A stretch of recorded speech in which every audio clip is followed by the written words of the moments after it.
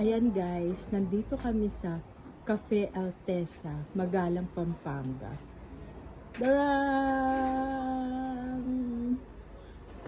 Ayan. Agad na mag-picture dito. Then, inaantay namin mag-takip siling. Ayan. Doon kami nag-picture. Oh. Meron pa tayong singer dyan. O diba? Dahil malapit na magdilim. Ang dami ng tao. Nakakatuwa. Ang ganda naman kasi nung dito.